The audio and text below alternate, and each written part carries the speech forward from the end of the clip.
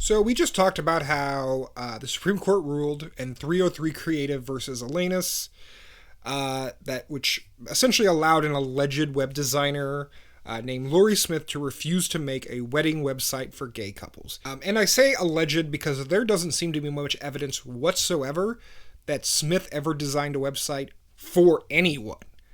And so this is really bizarre. And there also doesn't seem to be any evidence that any gay couple ever requested a gay wedding website from her in the first place. So this is all very bizarre. This is from reporting by Melissa Gira-Grant of the New Republic. The reason this is important because typically in order to file a claim in court, you have to show that you have standing, that a specific law is actually violating your rights. So not just that it might theoretically violate your rights. So for instance, we know that the NSA is spying on all of us, is collecting our data, is violating our constitutional rights. But despite the fact that we've had numerous whistleblowers, release documents, and even, presidents essentially kind of admit that this is going on, I could not, unless I could provide specific evidence that they are doing it to me, I can't sue the government or the NSA in court for spying on me, right? Unless I can show actual evidence that they're doing it on me, even though we know that they're doing it to everybody. There was allegedly a couple named Stuart and Mike. And according to the court filings from the plaintiff, Stuart contacted Smith in September 2016 about his wedding to Mike earlier next year.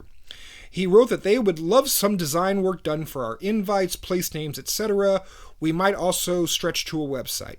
Stuart included his phone number, email address, and the URL of his own website. He was a web designer too, the site showed. Now again, this was first filed back in 2016, and it's not like this alleged couple was the one suing. Lori Smith was the one who sued Colorado for this. And this guy's information, these were included on court documents. They were in court files. So you would assume that somebody, anytime between 2016 to 2023, somebody would have reached out to this alleged couple who are in the court filings to see, what was going on here. No one had, not until Melissa Gira-Grant, who is writing for the New Republic, she actually reached out to them. And he said that was the first time he'd even heard of the case. Turns out, yes, his name, phone number, email address, website that was listed in the court filings were all accurate, but he says he never sent the form. Not only did he never send the form, at the time it was sent, he was married to a woman and had children. Stewart says, quote, if someone pulled my information as some kind of supporting information or documentation, somebody falsified that. I wouldn't want anybody to make me a wedding website. Remember, Stewart is a website designer himself, and he doesn't even live in Colorado. He lives in California. He says, I'm married, I have a child, I'm not really sure where that came from, but somebody's using false information in a Supreme Court filing document. Melissa Grant writes, here is what we know, though to be frank, I do not know what we have learned from this years-long mystery, other than it looks like Smith and her attorneys have perhaps unwittingly invented a gay couple in need of a wedding website in a case in which they argue that same-sex marriages are false.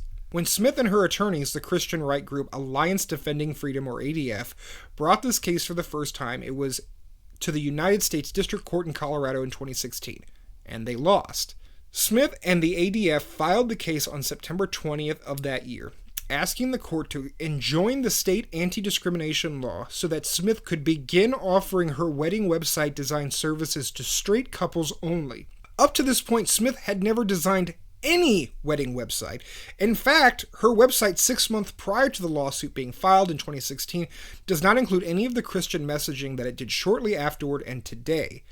The initial lawsuit did not mention the Stewart inquiry, which was submitted to Smith's website on September 21st, according to a date stamp shown in later court filings, indicating that she received it the day after the suit was originally filed. It is unclear exactly when or if the inquiry from Stewart was examined and verified in the course of this legal battle.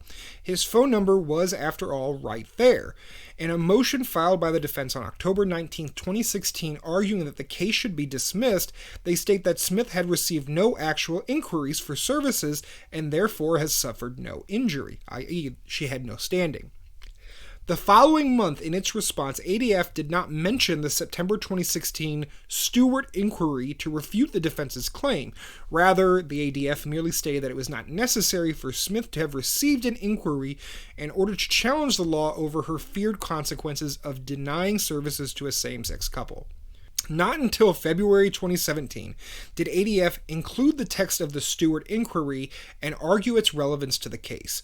Quote, notably, any claim that Lori will never receive a request to create a custom website celebrating a same-sex ceremony is no longer legitimate because Lori has received such a request, the group wrote. Even though she is not currently in the wedding industry, remember, she had never actually, there's no evidence she's ever actually made a website for anyone. Even though she is not currently in the wedding industry, Lori received an email inquiry on September 21st, 2016. Smith elaborated in a sworn statement that she, quote, received a request through the contact webpage on her website from a person named Stewart to create graphic designs for invitations and other materials for a same-sex wedding. She added that a true and accurate copy of the same-sex wedding request would be submitted with the statement. Now again, according to Melissa Guerra-Grant, according to Stewart, no one reached out to him until 2023 when she called him. He said, I'm not really sure where that came from. He told Guerra-Grant, the mysterious 2016 inquiry that used his name, email address, and cell phone number to request a wedding website for a same-sex marriage nearly a decade after he married a woman. He is a designer himself, something of a known quantity in design circles. He's spoken at conferences and on podcasts and has a decent Twitter following. The design world is small, but not small enough that he had heard of Lori Smith, not until her case was already before the Supreme Court and the design community began discussing its potential fallout. It didn't make sense to him.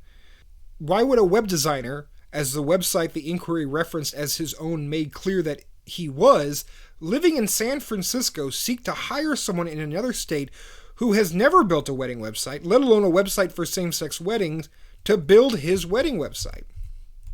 So either this guy named Stewart, who is actually a well-known web designer living in San Francisco, reached out to someone who had never made a wedding website in Colorado to, make a gay wedding website for a wedding that he was not having, in a gay relationship that he was not in, or 303 Creative, this lady, and the Alliance for Defending Freedom, this, right-wing Christian legal organization, completely fabricated this whole thing. I know which one I believe occurred. So the whole thing was likely a scam. And conservatives, when it comes to these issues, will make up whatever they want. They claim they care about the truth, but they will lie through their teeth to get their own agenda passed. Especially those theocratic social conservatives.